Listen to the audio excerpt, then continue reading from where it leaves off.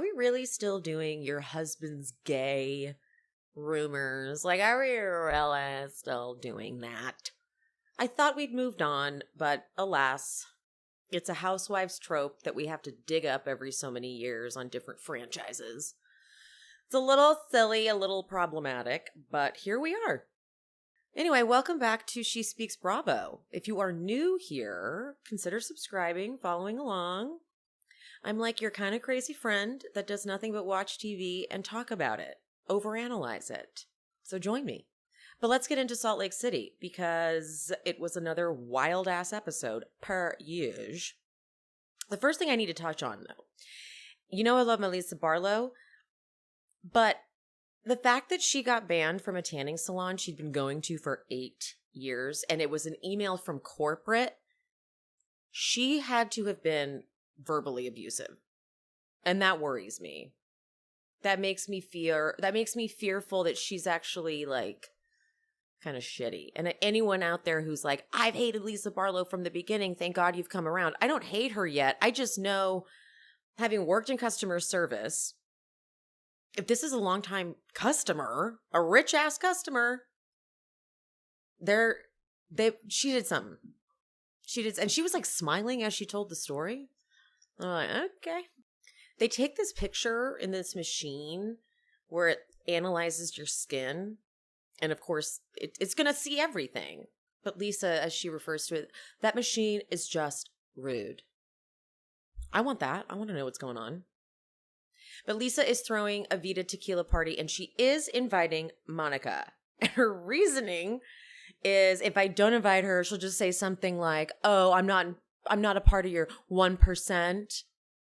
What I love so much about Monica accusing Lisa of being materialistic is how materialistic Lisa sounds when she defends herself. It's like she's totally earnest. But I'm like, you're proving the point. Do you not know what the 1% is? Do you not know that's like a thing? No? Okay. Whitney and Monica, they meet for lunch. And actually, Monica's dog got out while they were in Palm Springs. Thank God they found that dog. I would not have been able to get over it. I hate that happened. That poor dog, the poor family. Oh my God, so much stress. But anyway, Monica mentions that she's going to go to Lisa's party. So she thinks they're good. We're good, right? But Whitney's like, yeah, maybe it's a good opportunity if you want to clear the air. And Monica goes, do I need to clear the air? Girl. You called her a piece of shit. Whether it was in Portuguese or not. Whitney says she thinks actually that her and Monica, we have a lot in common, we do here. However, the trip gave me pause. Monica's like, oh, well, according to me, if you're a friend, I will call you out. Just like you're calling me out right now, Whitney. And I get that. I do. I get that. 100%. This is not the real world, though. This is Housewives. And time again, we see it where a housewife comes in as a friend of someone's, but they're not like really. That's like a stretch to call them a friend. And that's clearly what Angie was to Monica. Because I think when Angie was on Watch What Happens Live, I think she said that she had met her one time. But I might be confusing stories. I was only half paying attention, because Angie, whatever. But Whitney says that from her perspective, it looked like she was going against her two friends and sucking up to Heather and Meredith. And I was like, oh, she went there. Monica starts to get defensive, and Whitney's like, I feel like you're getting defensive. I don't want you to get defensive. And when the way Monica goes, I am getting defensive, her face changed. She's like, I'm coming for, you're on my list. But Monica goes, maybe you're not used to dealing with someone like me. And she explains her reasoning for it, but she ends her reasoning with saying that she thought Meredith needed someone to have her back in that moment. And Whitney cannot, for the life of her, strategize and play a long game. She shows her cards always. She's just like, be careful with Meredith. Like, just be careful, okay? You already have heard her. She's Team Meredith. Like, just note that. Just note in your mind that she's Team Meredith. Don't show your cards and warn her because you know she's going to go tell Meredith. Whitney, can you do anything right? Honestly, though. Monica looks in the camera. She's like, what are you talking about? When he goes, no, she told me at the airport that I know all this stuff about Angie. And dumbass Monica, she's like, well, was she saying it in a nice way? I'm looking out for you. And Whitney goes, no, she gave me her very serious eye. And we all know what that looks. We know what that meant. We know exactly what that meant. Whitney ends her idiotic, whatever you want to call it, with, she's done it to all of us. She'll do it to you. No, she's going to go tell Meredith this. God. Monica says that we've all heard stuff about each other. And Whitney goes, that doesn't make it true. Monica goes, well, sure.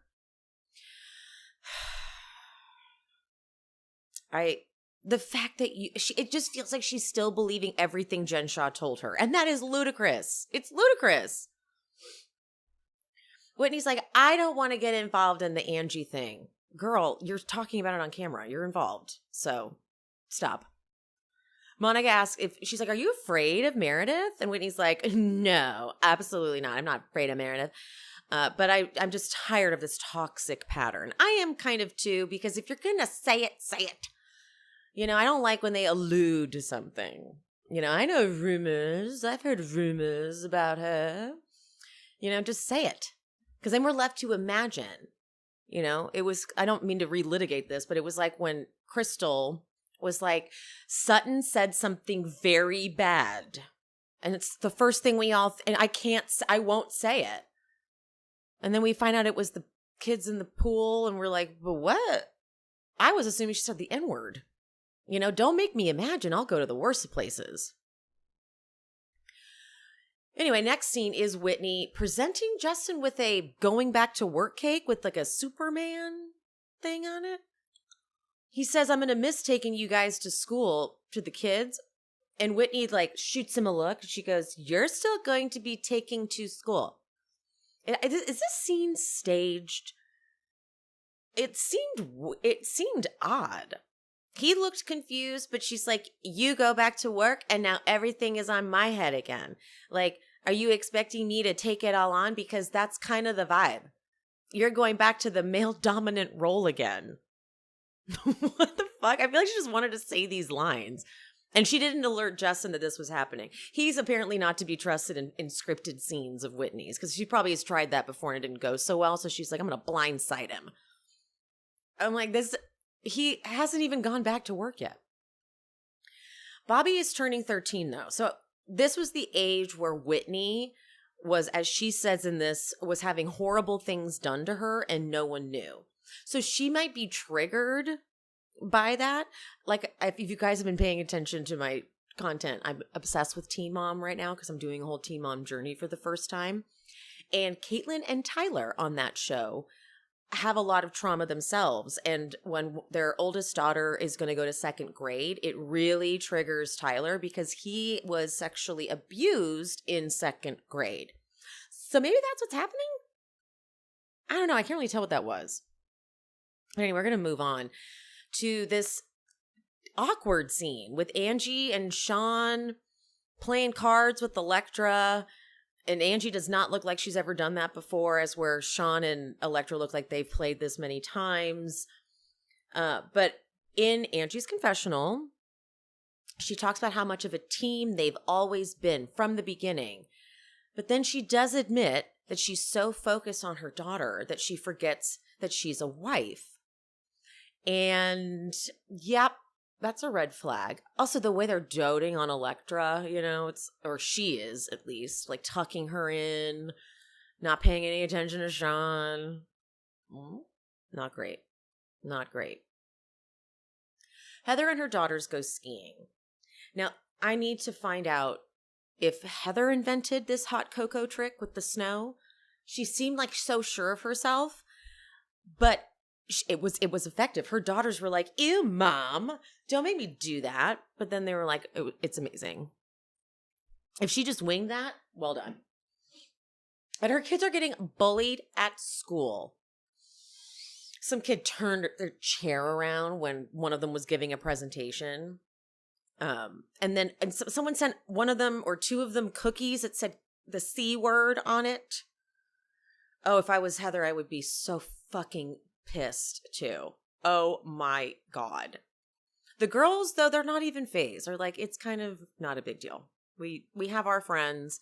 Those are losers anyway that we're never going to hang out with ever again anyway. So, which is nice to know that they don't seem scarred. Like when Jennifer Aydin's daughter, I can't remember her name, Olivia, the oldest, had those mean bitches at school teasing her and making fun of her. Ugh, I wanted to march my ass to New Jersey and sit at the lunch table and be like, who's got a thing to say, huh?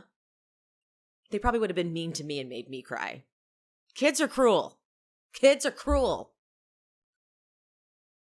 Lisa's party. Okay, her confessional is so all the things that Monica's accusing her of. She's like, I work hard, and so the byproduct of working hard is money. Not always true. Not always true. Okay? Lisa's like, I appreciate nice things, thank God, or Dolce & Gabbana wouldn't have any customers. So it's like when Jill did that radio interview where they basically set her up to sound like an elitist, out of touch idiot. And she was like totally unaware of what she was saying. She's like, yeah, what? I don't know. And then this is Lisa. Meredith gives Angie a really funny greeting. When she comes in, it throws Angie off. She's just like, hi, Angie. And Angie's like, hi, Meredith. Like, she didn't see that coming. Lisa gives a toast. Everyone, be who you are. Be who you want to be. I love all of you. I'm so glad you're here. Cheers. Be who you are. From the Mormon. Monica goes up to the crepe line, and I got scared because Monica ordered a crepe, and then Lisa came up and grabbed a crepe, and I was like, oh, is she taking Monica's crepe? We're never going to hear the end of this. But no, that wasn't the case, because Monica would have screamed at her. Monica's like, I'm happy, thank you. And Lisa's like, that's good. I like when you're happy, Monica. I don't like the other Monica. But then, this is why I like Lisa, okay? She just jumps right into it. She absolutely belabors a point for sure, but she's not afraid to have the conversation. And she's like, I was a little bugged that you called me materialistic. And Monica's like, I had to do a prickly, acting like that's all she said, that she was just like, one time at the dinner table, I said, you're a little prickly. Here's my prickly for you. You're materialistic. No. Lisa's like, you called me a piece of shit. And then it was weird. She goes, read the room. Everyone here is materialistic. Balmain, Valentino. But then Monica goes, guess what? Zara, Steve Madden. I'm like, but that's because unfortunately you've already admitted that you're like among people richer than you and it's intimidating or something. You know, I'm like, what is she supposed to do? But Lisa's answer is perfect. She goes, and that works for you. That's not. She is the epitome of stop being poor. She is the fucking epitome of that right now. That works for you. Monica would buy more expensive shit, but she can't afford it, Lisa. Lisa's like, what? Oh my goodness. Not well, bitch. You know what question I used to hate getting asked? Are you getting enough sleep? No, of course not. But then Beam sponsored the pod and they sent me their nighttime powder. Let me just tell you, it has helped so much, not only with falling asleep, but staying asleep. The ingredients are incredible. Nano CBD, reishi magnesium, L-theanine, and melatonin. They all work together. So you fall asleep, you stay asleep, and I am waking up so much more refreshed. My skin looks better than ever because I'm sleeping. Sleep has always evaded me. Not anymore. And today, my listeners get a special discount on Beam's Dream Powder. Their best-selling, healthy, hot cocoa for sleep. There's no added sugar. ever. It's now available in delish flavors like sea salt caramel, cinnamon cocoa, that's the one I have, it's so good, and chocolate peanut butter. Better sleep has never tasted better. Also, a recent clinical study revealed Dream helped 93% of users wake up feeling more refreshed, and 93% reported that Dream helped them get more restful sleep.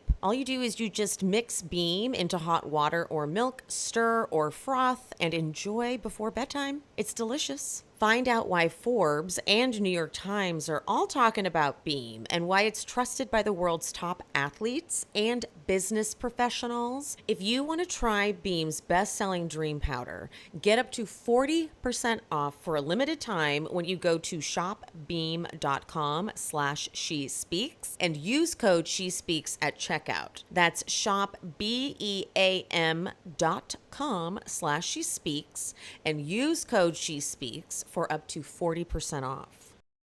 How could you do this to me? Question mark.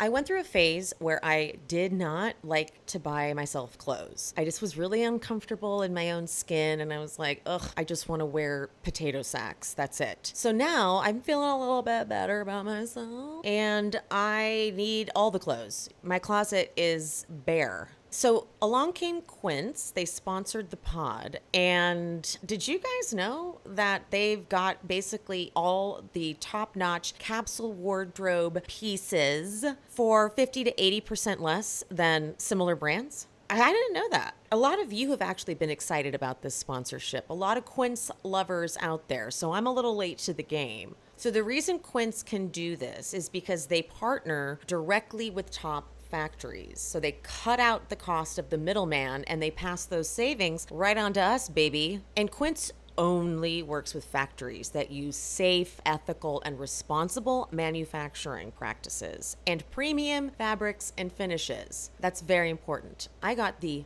best yoga pants or workout pants I've ever had. Like, these are way better than Lululemon. Way better. I got this epic everyday round the house robe. I live in this thing, live in it. I get sad when I have to wash it because I have to be without it for like 2 hours. Take the drama out of planning an outfit and upgrade your closet with Quince today. Go to quince.com/SheSpeaks for free shipping on your order and 365-day returns. That's QUINCE.com/SheSpeaks and get free shipping and 365-day returns. Quince.com/SheSpeaks. I love that. Lisa's like, if you're going to judge me, you should judge everybody else. And that's what I've been saying. Everyone's materialistic. But Monica goes, they're not all crying about getting on a private jet with Snoop Dogg. Lisa gets in her face. She is closer. She's like, I never said that to you. I never said that to you. But Monica in her confessional tells the story. She's like, I don't even remember how long ago. So it's a while ago now. So you've been sitting on this for a minute. I was running through the airport to give Lisa something for Jen, and she was crying about how I could be on a jet with Snoop Dogg right now. And I mean, that's Lisa in a nutshell, crying over private jets and Snoop Dogg. By the way, Snoop Dogg doesn't even want to hang out with you. And that's bullshit, by the way. Snoop Dogg likes hanging out with everybody. Snoop would love Lisa Barlow, so check that. But just this line about Lisa is what makes Lisa a funny housewife. That's Lisa in a nutshell, crying over private jets and Snoop Dogg. It's like, exactly. She's out of touch. She's a little wacky. But she's not a mean person. Not a bad person. She's just that out of touch. Does she come from money? I can't remember. Was that discussed already? Unfortunately, Lisa has a new confessional look, and I don't love it. I don't love the makeup. And now that I'm obviously going to be paying so much attention to the makeup because, but I don't love it. Didn't love it. Got to tell you. Okay. Then Lisa talks to Angie. She goes over to Angie to be like, can you believe what's being said about me? And Monica wants nothing to do with it. And Heather is unaware of what the issue is, but she just thinks it would be funny to add this into the conversation by saying, I partied with Snoop Dogg. And Monica's like, why can't you just own it like this? Well, but Heather's not saying it in response to you kind of going at her. It's a little different. But I do agree though. Lisa could stand to admit this about herself. She could stand to just be like, yep, I'm pretty materialistic. And it's not that big of an insult. But I think that she knows that what Monica is saying is it's not that simple. It's not like you're not just saying that she's materialistic, likes nice things. You're saying that she's shallow, and you're saying that she's a bitch, a rich bitch. That's what's happening. Meanwhile, Mary walks into the arguing, and she's like, well, looks like I'm overdressed. Lisa tells Monica, don't be triggered. Eat the delicious food I worked hard for. And then Angie takes the cookie from Monica's plate and goes to put it in her mouth. Angie, what the fuck you doing, bitch? Don't do that. Ooh, no. Monica's like, you better not start with me, or I'm going to open Pandora's box. You have no idea what the fuck I know. Lisa then steps in and she goes, wait, no, that's rude. And then her fingers in her face. Get your finger out of my face. Get your finger out of my face. I liked the hand choreography from Monica, I got to admit. But Lisa steps up in the face of the hand and she said, bring it. What if Lisa just punched someone suddenly? What if she had that scrap in her and we never knew? Monica would cry. Actually, no, Monica would punch back. Monica has a scrap in her. You can tell. Lisa says Monica is screaming. You are screaming in my face. Monica goes, that's just how I talk. And Lisa goes, I can't hear you right now. You're too high for me. I can't hear you. Lisa and Monica, though, they resolve it, sort of. Because Lisa just chooses to believe that Monica was like, it wasn't my intention. Because Lisa's like, I feel like you judged me before getting to know me. And Monica goes, that wasn't my intention. And Lisa's like, okay. I'm like, what do you mean? That's what she did. It wasn't an intention. It's what she did. It's a fact. But they hug. And Lisa's confessional is, it's just stupid to call me materialistic. We have the same interests. And my interests are more expensive than yours. It's like, you couldn't write it. You couldn't write this character. Lisa says to Monica too, this was sad. She's like, I'm deeper than what you think I am too. She is. But then Monica lies and she's like, I don't think you're shallow. Yes, you do. You might as well have said it. But then Lisa does something I never thought I was going to get or needed. I didn't know I needed till I got it. She goes, Dolph, give us a good beat. What the fuck? I wish we knew what song you played. Mary turns around, she watches them dancing, and she goes, Whitney looks cheap. Then Mary asks Heather, why'd you wear that necklace, Heather? She hadn't even been talking to Heather. Heather was talking to someone else, turns around out of nowhere. I don't even know if she said hi to Heather. Oh, she did say hi. They hugged in the beginning. I don't know her. Do you like that necklace? And she goes, yeah, no, I think it matches. You do? Mm-hmm. Well, you really missed it with that one. Only Mary can do this. She's like a kid. She's like you know how kids will tell you the truth? That's Mary. She's like, what? God is my friend, and that's all I need. Mary says to Monica, you like to eat. Every time I see you, you're eating. Monica's like, I love food. Do you care what you eat? Do you eat vegetables? What the fuck? Didn't you go to McDonald's? Monica's like, there was raspberry in that crepe, and she thinks it's funny. Monica thinks Mary is a hoot, and she admits in her confessional that she is working overtime to get on Mary's good side. And that's saying a lot. That's a tough road to travel, in my opinion. Mary doesn't really like many people, but I can tell she likes Monica because Monica's kissing her ass. I guess I would like someone like that too. There's this really cool ice luge at the party where the bartender pours the drink, and as it goes down, it chills it. And so when it comes out the other side, it's a chilled drink, but no ice. Do I actually like that? Actually, because I like a little ice. I like it to kind of, but maybe, I don't know. Angie and Heather talk about how Angie wasn't super smart in high school. And Heather's like, no, but you were scrappy. She goes, everyone called me lefty, and I thought it was maybe because they thought I stole. But no, it's because my left boob was bigger. And I'm like, how much bigger? You know, like we all kind of say our boobs are maybe not proportional, but like big, that, wow. Okay. Noticeable that was your nickname. Monica asks Meredith, she's like, are you going to talk to Angie? And Meredith, she's like, about what? And then Angie goes, what if she talked to you? If she came up to you? She should do whatever resonates for her. Sure. Meredith brings up Angie shoving whipped cream. She shoved whipped cream in your mouth. Oh, I'm so appalled. There wasn't a lot of Meredith this episode. Whitney sees what's happening. Whitney's like, I'm onto this. I know what's going on here. So Whitney goes and like, Monica, let's do a shot ski. Meredith, let's do a shot ski, which was kind of, for once, a brilliant move because it loosened people up. And then she's like, Monica, let's go talk. And pulls her aside. Monica's shocked Whitney had never heard it. She's like, everybody knows. So I'm surprised you don't know.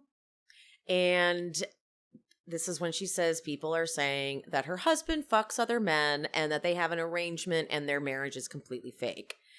The way Whitney responds was so bizarre. She goes, no.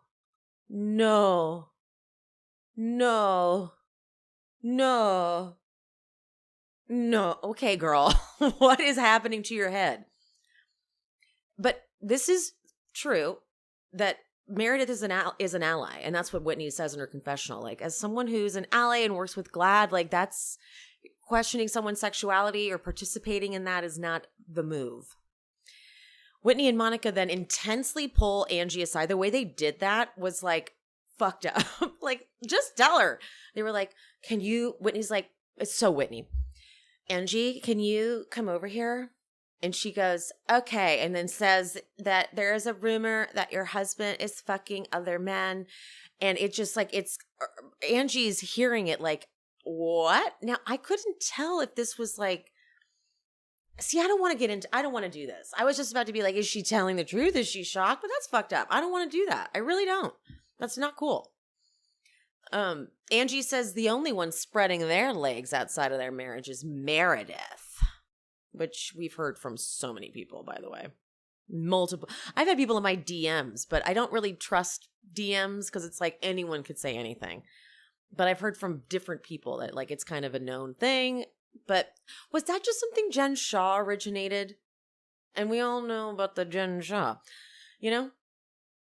Monica says that Meredith is saying Sean's boyfriend. Monica says this. Meredith said to her that Sean's boyfriends need to be quiet because they're out here in the streets talking about fucking your husband. So Monica's making me think that Meredith has said these things because when Meredith went on Watch What Happens Live and was like, that's not the rumor I was talking about. I'm like, but Monica's saying you were saying more stuff.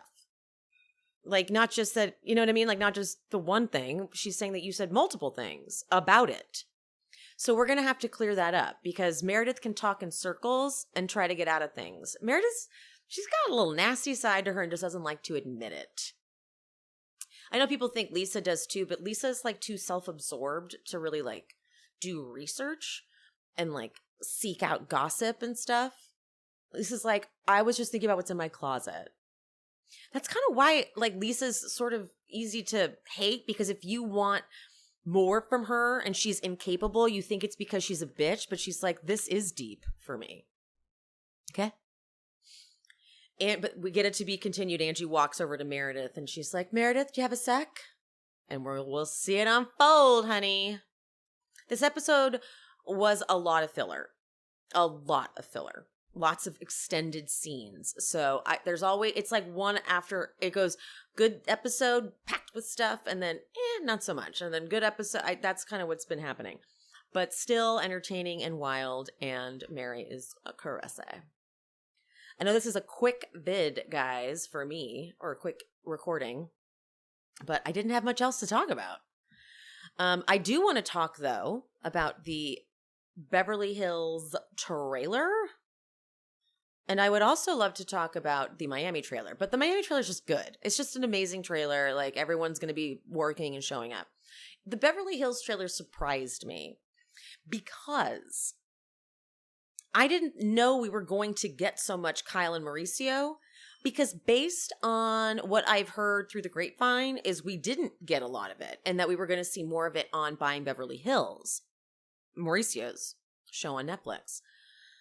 So I was really shocked that it was so heavily dependent on that drama. It kind of made me concerned that this really all was for a storyline, but you guys know that's not me. I'm not that person. I'm not the person that's like, was this for a storyline? It's just such a far-fetched thing to do. I forgot I had these headphones on my thing. It's just such a far-fetched thing to do.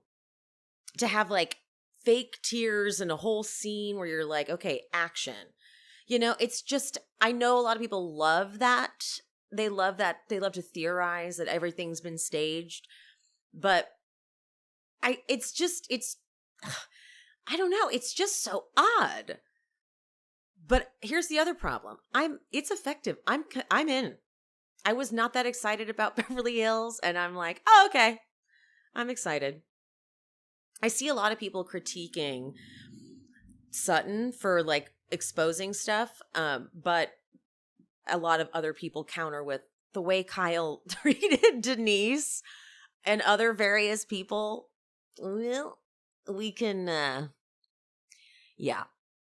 So it's kind of like she deserves it, I guess. I don't know. It's sad if they really are going through this divorce. They've just been so like media trained. I don't know, but I'm invested. I'm interested. I'm there. We're also going to see Denise and Camille. We knew they were coming in, and Erica is not fucking around. As much as, look, Erica is problematic as hell, and I have a lot of opinions about her, but she's a great villain. Like, she villains. She villains harder than most people.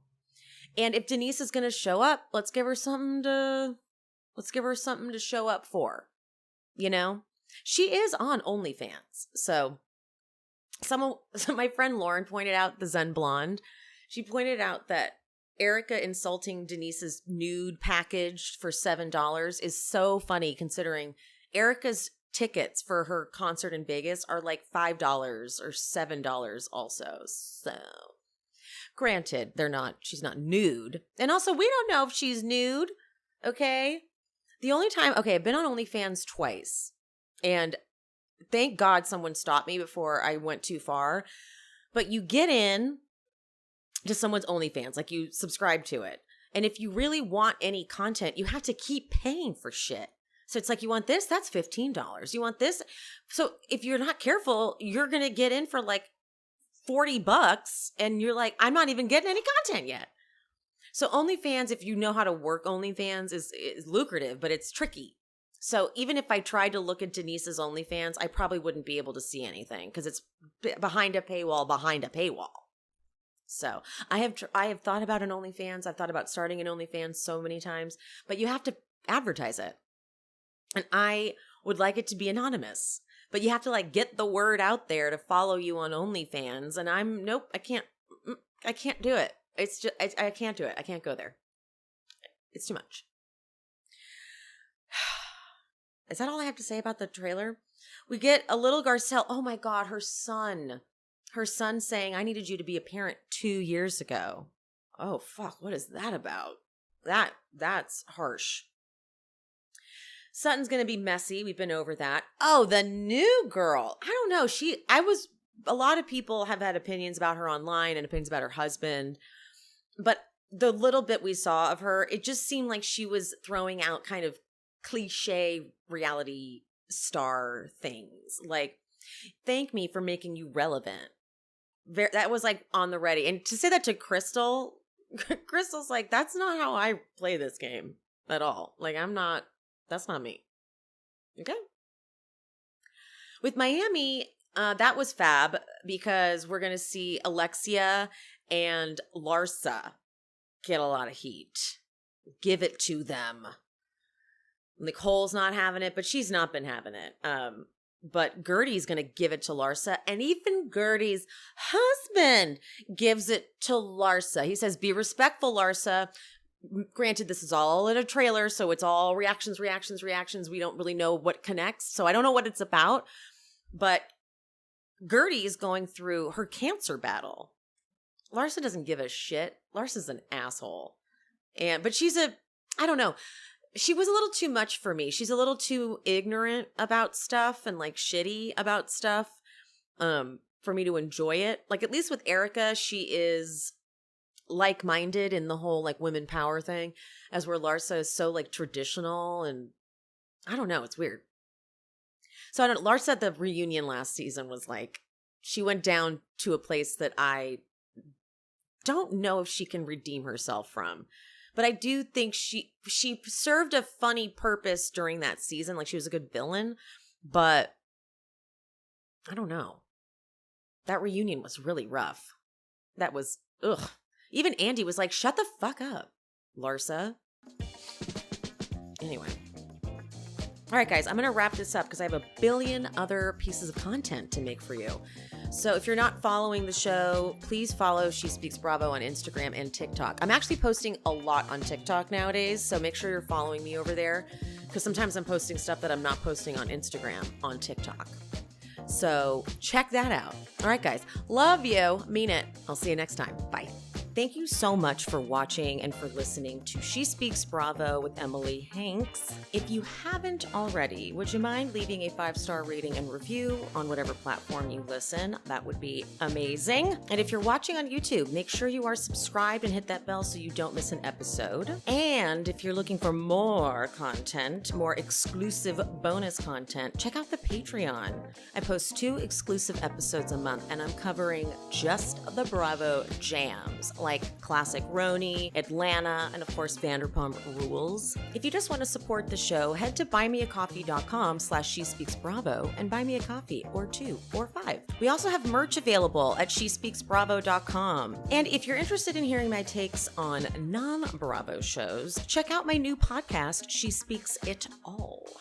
I cover The Challenge, Drag Race, and any other show I'm obsessed with that's not Bravo. She Speaks It All is available everywhere you get your podcasts, just like this show.